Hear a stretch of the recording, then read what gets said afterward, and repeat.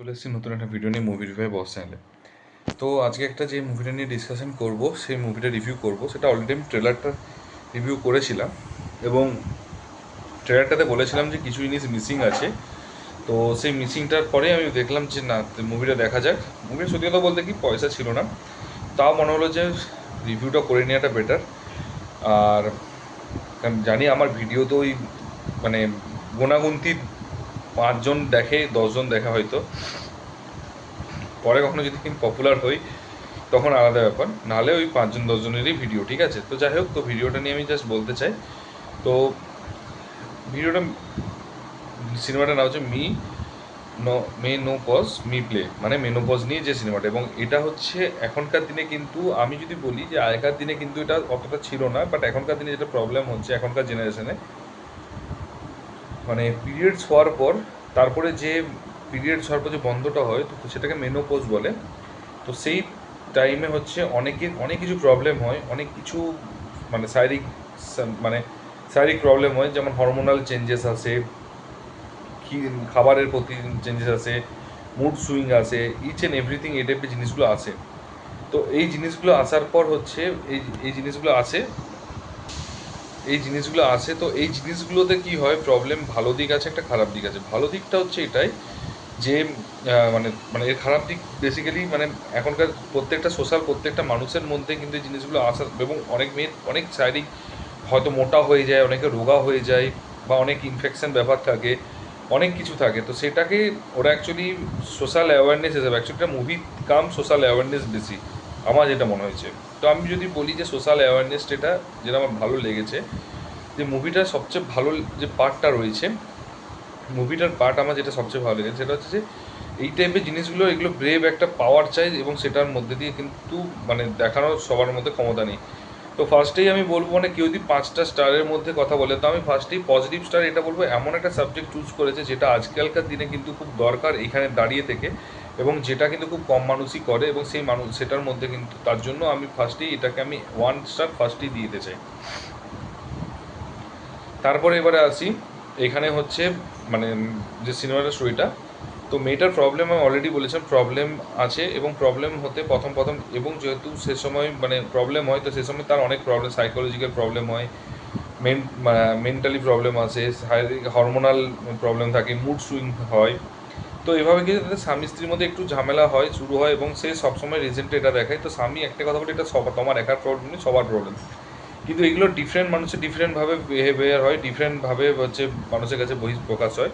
তো এটা হচ্ছে সে স্বামী কিন্তু সেটা বিশ্বাস করছে না, প্রথম দিকে ক্যাজুয়ালি নেওয়ার পর পরের দিকে একটা প্রবলেম মানে হচ্ছিল, মানে ইস্যু হচ্ছিল। তো তারপরে সে অটোমেটিক্যালি এসব নিয়ে চিন্তা ভাবনা করতে করতে সে বাথরুমে পড়ে যাওয়ার পর, তারপরে সে হচ্ছে হসপিটালে ভর্তি হয় আইসিইউতে। তারপরে তার এখানে একটা ডাক্তারের সাথে দেখা হয়, এবং ডাক্তার হচ্ছে বলে যে যে তোমাকে হচ্ছে এখানে থাকা চলবে না, এবং থেমে থাকা চলবে না, তোমাকে লড়াই করতে হবে, এবং ম্যারাথনে হচ্ছে দৌড়াতে হবে। এবং সে ঠিক করবে, দৌড়াতে যাবে, এবং দৌড়াতে, যেহেতু ভিডিওতে এটা স্পয়লার নয়, দৌড়াতে যাবে। দৌড়াতে গিয়ে কী হবে, বা ওই যে টাইমে হচ্ছে সে হসপিটালে ভর্তি থাকবে, এবং যে সময় হচ্ছে সে হচ্ছে ওই ডক্টরটার ট্রিটমেন্ট করবে, সে সময় কী কী প্রবলেম ফেস করবে, কী কী তাদের সব ফ্যামিলি, হাজব্যান্ড ওয়াইফের কী ঝামেলাগুলো হবে, সেগুলো হচ্ছে সিনেমা দেখলে বোঝা যাবে।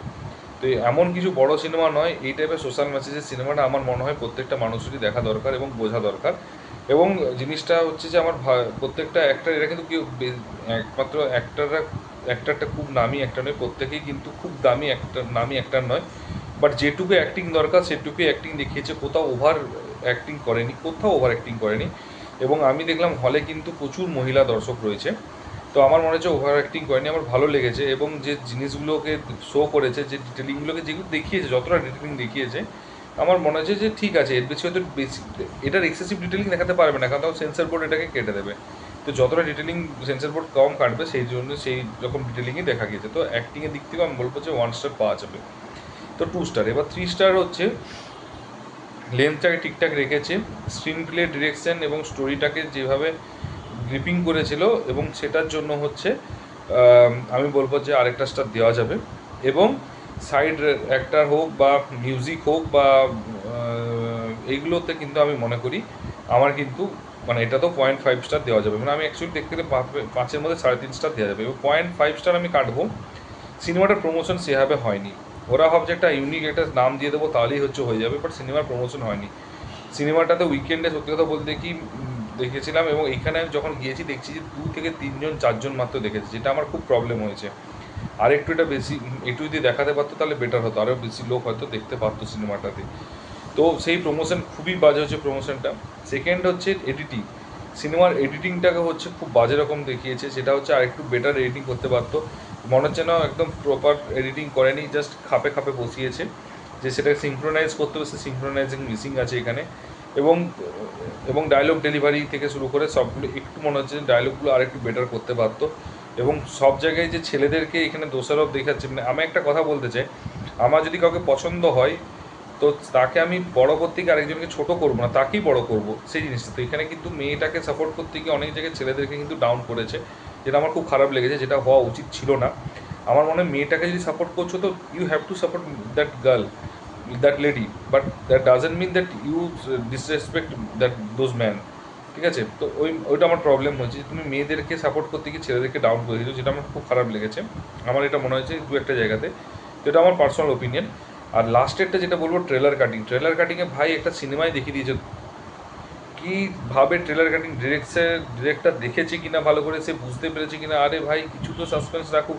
পুরো ট্রেলারটাই হচ্ছে ছোটো করে মুভিটাকে জিস্ট করে দেখিয়ে দিয়েছে। ট্রেলার মানে কি হচ্ছে, হাইপ ক্রিয়েট করার জন্য। যেমন ধুরন্ধরের কেউ যদি ট্রেলার দেখে থাকে, স্টোরিটাই বুঝতে পারবে না, ঠিক আছে, শুধু ওইটুকু কিন্তু কীভাবে হবে সেটা বুঝতে পারবে না। বা আরিয়ান বলে যে সিনেমাটা বেরিয়েছে, তার যে ট্রেলারটা যেটা নেটফ্লিক্সে এসেছে, তার যে ট্রেলারের কোয়ালিটি দেখেই মানুষের ইন্টারেস্ট লাগবে, এবং সেটা যাবে, এবং একটা সার্টেন অ্যামাউন্টের পর তারা ইন্টারেস্ট যখন জাগবে, সেটার জন্য হলে যাবে। এই কারণেই প্রবলেম যে এদের অ্যাটলিস্ট ট্রেলার কাটিংটা ঠিকঠাক দেখাতে পারতো, ট্রেলার কোয়ালিটিটা ভালো দেখাতে পারতো, কিন্তু সেই দুটোই একটাও ভালো দেখাতে পারেনি। তো আমার যেটা মনে হচ্ছে, এগুলো আমার এই দেড়টা পয়েন্ট কাটার দরকার ছিল, এটা কেটেছি, কারণ এই পয়েন্টগুলো আমার মনে হয়েছে। তোমরা যদি অলরেডি দেখে থাকো অবশ্যই জানিও কেমন লেগেছে। আর যদি আজও না দেখে থাকো, কাইন্ডলি মাকে নিয়ে যাও, মা বোন দিদিকে নিয়ে যাও, গার্লফ্রেন্ডকেও নিয়ে যাও, অ্যাটলিস্ট বোঝো, তোমাদেরও বোঝা দরকার আছে, ডিসরেসপেক্টটা না, মেয়েদের প্রবলেমটা বোঝার আছে, এবং বুঝে এসে বলো কীরকম লেগেছে। যদি ভিডিওটা ভালো লেগে থাকে একটু লাইক কমেন্ট শেয়ার করে দিও বন্ধুদের মধ্যে। খারাপ লাগলে ডেফিনেটলি বলবে কী কারণে খারাপ লেগেছে। আজ চ্যানেল এবং এই টাইপের ভিডিও, ট্রেলার, এই টাইপের মুভি ভিডিও রিভিউ, কিন্তু যেগুলো নামই সবাই নাম পায় সেই টাইপেরই ভিডিও করে, এই টাইপের মুভি কেউ ভিডিও মানে রিভিউ করে না। তো আমার মনে হলো করা দরকার আছে, তার জন্য করলাম। তো এই টাইপের যদি মুভি রিভিউ দেখতে চাও, যদি ইচ্ছে থাকে, তাহলে অবশ্যই একটু কমেন্ট বক্সে কমেন্ট করো, তাহলে ভালো লাগবে। আর যদি চ্যানেল সাবস্ক্রাইব না করে থাকো, একটু সাবস্ক্রাইবটা করে অন্তত সাপোর্ট করো। তো দেখা হচ্ছে পরের ভিডিওতে। ভালো থেকো, take care, tata, bye by.